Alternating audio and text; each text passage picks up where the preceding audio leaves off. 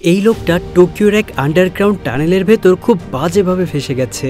সে বারবার হাঁটছে, কিন্তু প্রতিবারই এসে দাঁড়াচ্ছে ওই একই জায়গায়, এক্সিট 8-এর সামনে।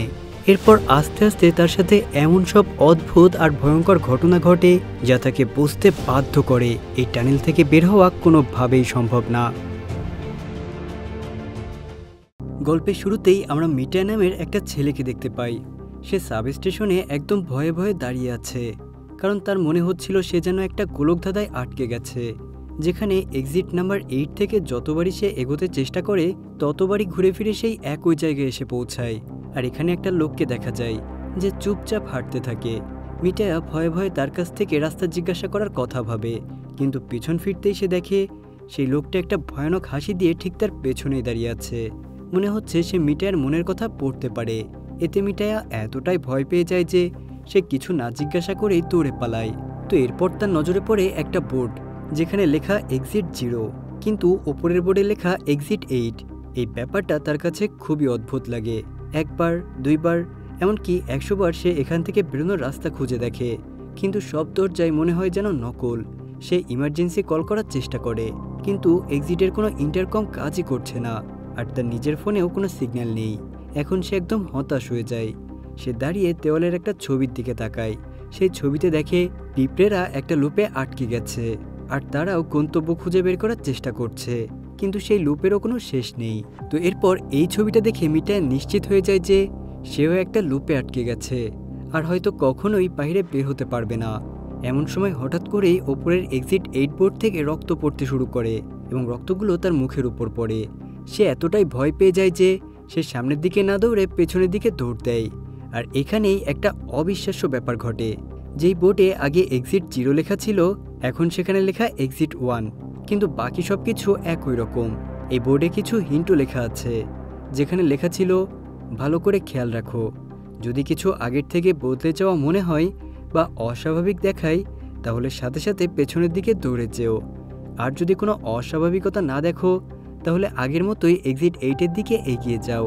মিটা তখন বুঝতে পারে যে ওই লাল রক্তের মতো জিনিস পড়াটা ছিল একটা অস্বাভাবিক ঘটনা, তাই সে ভয় পেয়ে পেছন দিকে দৌড়ে যায়, যার কারণে সে 0 থেকে এখন এক্সিট 1-এ পৌঁছেছে। এরপর তার মনে একটু আশা জাগে যে সে শীঘ্রই এখান থেকে বের হতে পারবে। এবার সে আবার এক্সিট 8-এর দিকে এগোয়, কিন্তু আর কোনো নতুন চেঞ্জেস তার চোখে পড়ে না, তাই সে এগোতেই থাকে। কিন্তু যখন সে এক্সিট 0 লেখা বোর্ডে পৌঁছে, তখন দেখে যে সেখানে আবার 0 লেখা, মানে সে নিশ্চয়ই কোনো ভুল করেছে। তখন সে বুঝে যায় যে এটা একটা গেমের মতো, একটা ভুল হলেই গেম শেষ হয়ে আবার 0-তে চলে আসবে। আর সে আরও বুঝতে পারে যে এই গেমের নিয়ম মেনে চলতে হবে, আর খুব মনোযোগ দিয়ে গেমটা খেলতে হবে। এরপর সে বুদ্ধি করে মোবাইল বের করে আর ছোট বড় সব কিছুর ছবি তুলতে শুরু করে, যাতে পরবর্তীতে সে পরিবর্তনগুলো ধরতে পারে। এমনকি সে সেই লোকটারও ছবি তোলে, যে কিনা বারবার এক্সিট 8 বোর্ডের নিচ দিয়ে যাচ্ছিল। এরপর সে আবার এগিয়ে যায়, আর যখন দ্বিতীয় এক্সিট বোর্ডে পৌঁছায়, তখন দেখে সেখানে 1 লেখা, মানে তার অনুমান ঠিক ছিল, মানে আগে কোনো পরিবর্তন হয়নি, আর সে লেভেল 1 পার করেছে। তো লেভেল 2-র জন্য সে জানে যে আবার একই জায়গায় ঘুরতে হবে, আর নতুন কোনো চেঞ্জেস খুঁজে বের করতে হবে। তো সে যখন ছবি দেখার জন্য মোবাইলটা বের করে, তখন দেখে যে সব ছবি ঝাপসা হয়ে গেছে, কিছুই বোঝা যাচ্ছে না। সে বুঝে যায় যে এই গেম জিততে হলে আরও বেশি মাথা খাটাতে হবে। এসব ভাবতে ভাবতে সে দেখে যে লোকটা সবসময় এক্সিট 8 বোর্ডের নিচ দিয়ে যেত, সে এখন সেখানেই দাঁড়িয়ে আছে। সাথে সাথেই সে বুঝে যায় যে এটাই হলো নতুন চেঞ্জেস, তাই সে দ্রুত পিছনের দিকে দৌড় দেয়। কিন্তু ভয়ের ব্যাপার হলো সেই লোকটা তার পিছু নিচ্ছে, আর অদ্ভুত ব্যাপার হলো সে হাঁটছেও না। কিন্তু যখনই মিটা পেছনে তাকায়, সে দেখে সেই লোকটা ঠিক তার পেছনেই আছে। ভয়ে মিটা পড়ে যায়। এরপর সে উঠে দেখে সে এক্সিট 0 বোর্ডে পৌঁছে গেছে, যেখানে এখন 2 লেখা, আর তার পেছনে সেই লোকটাও নেই, মানে সে আরও একটা লেভেল পার করেছে। তো 2টা লেভেল পার করার পর মিটার আত্মবিশ্বাস আরও বেড়ে যায়। সে এখন আত্মবিশ্বাসের সাথে সব কিছুই মনে রাখার চেষ্টা করে আর চেঞ্জেস খুঁজতে থাকে। এরপর সে আবার ওই গোলকধাঁধায় ঘুরতে ঘুরতে একটা লকার থেকে একটা বাচ্চার কান্নার আওয়াজ শুনতে পায়। ভয়ে ভয়ে সে লকার খুলে যা দেখে, তাতে সে ভয়ে পেছনের দিকে দৌড়ে পালায়। কিন্তু সে যে কী দেখেছে সেটা কিন্তু আমাদেরকে দেখানো হয় না। তো এরপর দেখা যায় সে 3য় লেভেল পার করে ফেলেছে, অর্থাৎ এক্সিট 0 বোর্ডে এখন 3 লেখা। সে ভাবে আর মাত্র 5টা লেভেল বাকি। এরপর সে করিডোর পর্যন্ত পৌঁছে যাবে আর এই দুঃস্বপ্ন থেকে মুক্তি পাবে। আবার সে এক্সিট 8-এর দিকে যায় আর সবকিছু ভালো করে লক্ষ্য রাখে। এবার তার মনে হচ্ছে যে সে যখন এই করিডোর দিয়ে যাচ্ছে কেউ যেন তাকে দেখছে। সে ছবিগুলোর দিকে খেয়াল করে দেখে যে ছবির মধ্যকার লোকেরা চোখ ঘুরিয়ে ঘুরিয়ে তাকে দেখছে। এটা দেখে সে দ্রুত পেছনের দিকে দৌড়ে যায় আর অবশেষে এক্সিট বোর্ড 0 থেকে 4 হয়ে যায়। মানে সে 4টা লেভেল পার করেছে। তো এখন সে খুবই খুশি, সে অর্ধেক গেম অলরেডি জিতে গিয়েছে। কিন্তু খুশি হবার সাথে সাথে সে ভয়ও পায়, কারণ সে জানে একটা ছোট্ট ভুল হলেই সে আবার 0-তে চলে যাবে। এরপর সে আবার এক্সিট 8-এর দিকে চক্কর কাটতে শুরু করে। করিডোর দিয়ে যেতে যেতে তার ফোন বেজে ওঠে। সে দেখে তার গার্লফ্রেন্ডের কল, কিন্তু মিটার কাছে এই কল খুবই অদ্ভুত লাগে, কারণ কিছুদিন আগেই তারা তো আলাদা হওয়ার সিদ্ধান্ত নিয়েছে। তো কল ধরে মিটা জানতে পারে যে সে বাবা হতে চলেছে। মেয়েটা সব সিদ্ধান্ত মিটার উপর ছেড়ে দেয়। যদি মিটায়া এই বাচ্চা চাই তাহলে সেও মিটার কাছে ফিরে আসতে রাজি। আর এই কথা শুনে মিটার মনটা কেমন যেন হয়ে যায়। মিটার কিছুদিন আগের একটা ঘটনা মনে পড়ে যায়। যখন সে ট্রেনে ছিল আর একটা বাচ্চা কাঁদছিল, সেই কাঁদতে থাকা বাচ্চা আর তার মায়ের সাথে একজন লোক খারাপ ব্যবহার করেছিল। সে সেই বাচ্চা আর তার মায়ের পক্ষে দাঁড়াতে চেয়েছিল, কিন্তু তার সেই সাহসটুকুও হয়নি। এখন সে কি করে একটা পুরো বাচ্চার দায়িত্ব নিবে? সে কনফিউজড হয়ে পড়ে আর কলটা কেটে দেয়। কল কাটার সাথে সাথেই যেই এক্সিট বোর্ডে আগে 4 ছিল সেটা আবার 0 হয়ে যায়। আসলে সে একটা বড় ভুল করেছে। সে আগেই জানতো যে এই গোলকধাঁধায় কোনো সিগন্যাল নেই। এখানে তার গার্লফ্রেন্ডের কল আসাটাই ছিল একটা অস্বাভাবিক ঘটনা, আর সেই ব্যাপারটা ধরতেই পারেনি। তাই সেই এক্সিট বোর্ডের দিকে দৌড়ায়নি। যেখানে সে আগে অর্ধেক লেভেল পার করে ফেলেছিল, এখন সেখান থেকে সে আবার 0-তে চলে এসেছে। তাকে পুরো গেমটা আবার খেলতে হবে। মিটা এতটাই মানসিকভাবে ভেঙে পড়ে যে সে বসে বসে জোরে জোরে চিৎকার করতে থাকে। তাকে এই গোলকধাঁধা পার করতেই হবে, কিন্তু এখন তার মধ্যে কোনো এক্সাইটমেন্ট নেই। মরার মতো পা টেনে টেনে সে এগোতে থাকে, কিন্তু এখন তার এই গোলকধাঁধায় কোনো আলাদা কিছু চোখে পড়ে না। করিডোরের মোড় নেওয়ার পর সে এখানে একটা বাচ্চা দেখতে পায়, আর সাথে সাথে সে এক্সিট বোর্ডের দিকে দৌড়ে যায়।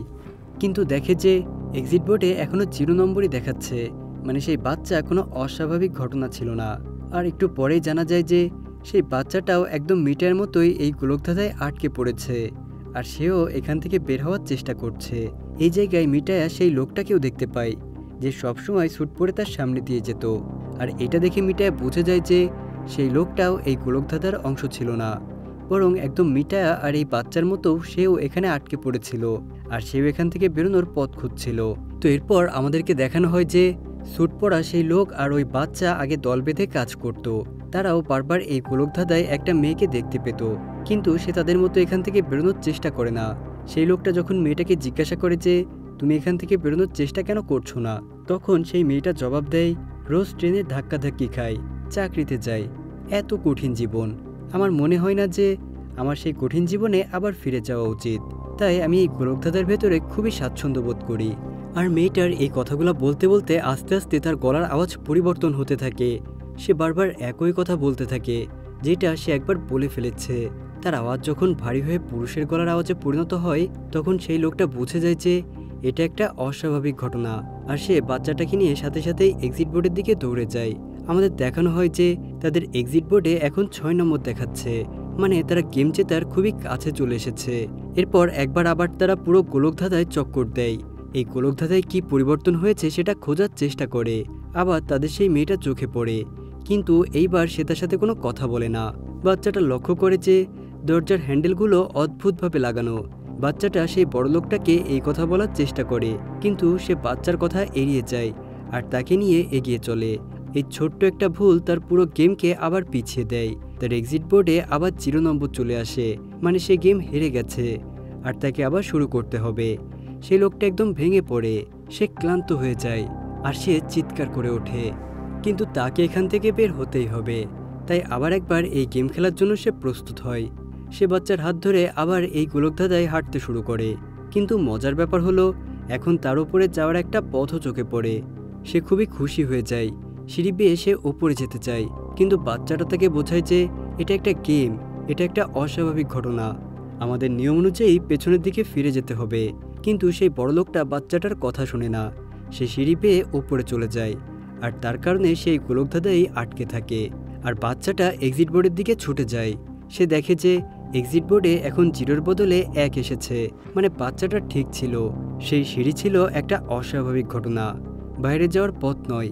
বাচ্চাটা এখন এটাও জানে যে সেই লোকটা এখন চিরকালের জন্য সেই সিঁড়িতেই আটকে থাকবে। তো এরপর গল্প আবার মিটার দিকে ফিরে যায়, যেখানে সে সেই বাচ্চাকে দেখছিল। মিটায় যেহেতু বুঝে গেছে যে এই বাচ্চাটা আর সেই লোকটা আগে দল বেঁধে খেলতো, তাই এই বাচ্চাটাকে একা দেখে সে বুঝে যায় যে বাচ্চাটাকে সেই বড়লোকটা ছেড়ে দিয়েছে। তখন বাচ্চাটার জন্য তার মন খারাপ হয়ে যায়। এখন সেই বাচ্চাটা মিটায়ের সাথী হয়ে যায়, আর মিটায় তাড়াতাড়ি বুঝে ফেলে যে এই বাচ্চার আইকিউ খুবই ভালো, মানে এই বাচ্চা খুবই বুদ্ধিমান, আর সে ছোট ছোট পরিবর্তনও খুব সহজেই ধরে ফেলতে পারে। তো এরপর বাচ্চাটার দক্ষতা কাজে লাগিয়ে তারা খুব শীঘ্রই প্রথম আর দ্বিতীয় লেভেল পার করে ফেলে। আর যখন তৃতীয় লেভেল পার করার জন্য তারা এই গোলকধাঁধায় ঘুরতে থাকে, তখন হঠাৎ করে এই গোলকধাঁধার লাইট ঝিকিমিকি করতে শুরু করে। আলোগুলো জ্বলতে আর নিভতে থাকে। বাচ্চাদের কান্নার সাথে সাথে ইঁদুরের অদ্ভুত আওয়াজ আসতে থাকে। মিটা তার ফোনের লাইট জ্বালিয়ে দেখে যে সেই লোকটা খুবই অদ্ভুতভাবে দাঁড়িয়ে আছে। মিটা ভয় পেয়ে যায়, আর সাথে সাথে এই বাচ্চার হাত ধরে পেছনের দিকে দৌড়ে যায়। আর তখনই সে জানতে পারে যে সে আরও একটা লেভেল পার করেছে। আর যা কিছু হয়েছিল যাতে তারা ভয় পেয়ে গিয়েছিল, সেটা ছিল তাদের জন্য একটা পরীক্ষা। এবার তারা পরের রাউন্ডের জন্য গোলকধাঁধায় ঘুরতে শুরু করে, আর তাদের সামনে একজন মহিলা এসে যায়। মিটা বুঝে যায় যে এই মহিলাটাও একটা অস্বাভাবিক ঘটনা, তাদের পেছনে ফিরতে হবে। কিন্তু সেই বাচ্চাটা কাঁদতে শুরু করে, আর সেই মহিলার কাছে যেতে চায়। বাচ্চাটা খুবই ইমোশনাল হয়ে পড়ে, তাই মিটা তাকে কোলে তুলে নিয়ে পেছনের দিকে দৌড়ে যায়। আর এভাবে তারা আরও একটা লেভেল পার করে। কিন্তু এই লেভেল পার করার পর অর্ধেক গেম জেতার পরেও মিটার মনে কোনো আনন্দ নেই, কারণ বাচ্চাটার জন্য তার টেনশন হতে শুরু করেছে। বাচ্চাটা তার মায়ের থেকে অনেক দূরে, তার বাচ্চার জন্য মন খারাপ হয়ে যায়। সে বাচ্চার হাতটা শক্ত করে ধরে আর নিজের কাছে প্রতিজ্ঞা করে যে এই বাচ্চাকে তার মায়ের কাছে সে পৌঁছে দেবেই। তো পরের বার যখন তারা এই গোলকধাঁধায় ঘুরছে, অবাক করা ব্যাপার হলো কোনো পরিবর্তনই তাদের চোখে আর পড়ে না। কিন্তু সেই বাচ্চা দেখে যে ওপরে যেই এক্সিট 8 বোর্ড লাগানো, এইবার সেটাতে 8 উল্টো করে লেখা। এত ছোট্ট একটা পরিবর্তন যা কিনা যে কেউই এড়িয়ে যেত, কিন্তু সেই বাচ্চা সেটা ধরে ফেলে, আর তারা সাথে সাথে পেছনের দিকে ফিরে যায়। এভাবে তারা লেভেল 6ও পার করে ফেলে। এখন আর মাত্র 2টা লেভেল বাকি। মিটা জানে যে এরপরেই সেই গোলকধাঁধা থেকে মুক্ত হয়ে যাবে, নিজের দুনিয়ায় ফিরে যেতে পারবে। কিন্তু কেন জানি তার মনটা খুব আনচান করতে থাকে। এরপর গোলকধাঁধার ভেতরে আবার চক্কর দিতে গেলে হঠাৎ করেই পেছন থেকে পানির স্রোত চলে আসে। মিটা সাথে সাথেই বাচ্চাকে নিয়ে ফিরে যেতে চায়, কিন্তু বাচ্চাটা পানির স্রোতের ভেতরে পড়ে যায়। মিটা বাচ্চাটাকে বাঁচানোর জন্য পানির মধ্যে চলে যায়, আর পানির মধ্যে যেতেই মিটার পুরো দুনিয়াটাই যেন বদলে যায়। তার চোখে একটা অদ্ভুত ভীষণ আসতে শুরু করে, আর সে নিজেকে সমুদ্রের পাশে দেখতে পায়। সেখানে সে তার বান্ধবীকেও দেখতে পায়, আর যে বাচ্চাটা তার সাথে গোলকধাঁধায় ছিল সে তার পরিবারের সাথে খেলা করছিল। সেখানে বাচ্চাটার পরিবারও বাচ্চাটার সাথে খুবই এনজয় করছিল। এই সময় মিটায় বুঝতে পারে যে বাবা হওয়া কোনো বোঝা নয়, বরং এটা একটা খুবই সুন্দর অনুভূতি আর খুবই সুন্দর একটা সম্পর্ক। এরপর সে আর কিছুই ভাবতে পারে না। তার শরীরে খুব প্রচণ্ড ব্যথা হয়, আর সে বাস্তবতায় ফিরে আসে। মিটা দেখতে পায় যে সে আর সেই বাচ্চা এখনও পানিতেই আটকে আছে। মিটা তার সব শক্তি দিয়ে বাচ্চাটাকে তুলে নেয়, আর সেই পানি থেকে ওপরে তোলার চেষ্টা করে। তারপর সে বাচ্চাটাকে এক্সিট 8 বোর্ডের উপর ঝুলিয়ে দেয়, আর নিচে পানির স্রোতের সাথে ভেসে চলে যায়। তো এরপর গল্পের দৃশ্য চেঞ্জ হয়ে কিছুক্ষণ পরে সিনে দেখানো হয়। সেই ছোট্ট বাচ্চা যখন জেগে ওঠে, সে নিজেকে একটা ধ্বংসপ্রাপ্ত জায়গায় দেখতে পায়। বাচ্চাটা পেছনের দিকে ফিরে যায়, কিন্তু অবাক ব্যাপার হলো সেই বাচ্চাটার এখনও সব কিছু আর নিয়ম মনে আছে। এরপর যখন সে পেছনের দিকে ফেরে, তখন দেখতে পাই এক্সিট বোর্ডে 7 নম্বর দেখা যাচ্ছে, মানে আর মাত্র একটা লেভেল বাকি আছে। বাচ্চাটা জানে এখন শুধু শেষ লেভেলটাই বাকি, আর এটা এখন থেকে পার করতে হবে। কিন্তু এখন তার সাথে আর মিটায়া নেই। অন্যদিকে আমরা দেখতে পাই যে মিটায়াও অবশেষে ফাইনাল লেভেল মানে লেভেল 8 পর্যন্ত পৌঁছে গেছে। সে বুঝতে পারছে না যে এটা তার জয় নাকি একটা ফাঁদ। সে এখন সামনের সিঁড়ি পরিষ্কার দেখতে পাচ্ছে, আর সেই সিঁড়িতে এখন মানুষজনও চলাফেরা করছে। সে এখন কনফিউজড যে সে পেছনে যাবে নাকি সামনে এগিয়ে যাবে। তো কনফিউজড অবস্থায় সে সামনে এগিয়ে যায়, আর তার ফোন থেকে তার বান্ধবীকেও কল দেয়। এখন তার ফোনে সিগন্যালও চলে এসেছে, মানে তার মনে হচ্ছে যে সে আসল পৃথিবীতে চলে এসেছে, আর সেই গোলকধাঁধা থেকে অবশেষে মুক্তি পেয়েছে। তার বান্ধবী যখন কল ধরে, মিটায়া বলে যে সে তার বাচ্চার দায়িত্ব নিতে প্রস্তুত, মিটা এখন বুঝতে পেরেছে যে সে একজন বাবা হওয়ার জন্য প্রস্তুত। তো এরপর মিটা একটা মেট্রোর ভেতরে চলে যায়। কিন্তু অদ্ভুত ব্যাপার হলো, মিটার এই মেট্রোর ভেতরে সব কিছু এমন লাগছে যেন সে আগে এই সব কিছুই দেখেছে। এর কিছুক্ষণের মধ্যেই এখানে একটা বাচ্চা কাঁদে, আর একজন লোক সেই বাচ্চা আর তার মায়ের সাথে খারাপ ব্যবহার করতে থাকে। আর এটা সেই একই সিন যেটা গল্পে আগে আমরা মিটার চিন্তায় দেখেছি। মিটা এদিক ওদিক মানুষজনের দিকে তাকায়, তার কাছে সব লোক অদ্ভুত লাগে, সবাই নিজেদের ফোনে ব্যস্ত। আর তখনই মিটার মনটা ভেঙে যায়। সে বুঝে যায় যে এইবারও সে গেমের ফাঁদে পড়েছে। সে তো নম্বর 6-এর পর নম্বর 7 ক্লিয়ারই করেনি, আর এই সবটাও ছিল একটা ফাঁদ। সে একটা লুপে আটকে গেছে আর খুব বড় একটা ভুল করেছে। অস্বাভাবিক ঘটনা দেখেও সে এক্সিট বোর্ডের দিকে ফিরে যায়নি, বরং সামনে এগিয়েছে। আর এভাবেই এখন সে আবার সেই একই লুপে আটকে গেছে যেখান থেকে সে বেরোতে চেয়েছিল। তো এমনই একটা রহস্যের সাথে সাথে আমাদের আজকের গল্পটা এখানেই শেষ হয়ে যায়।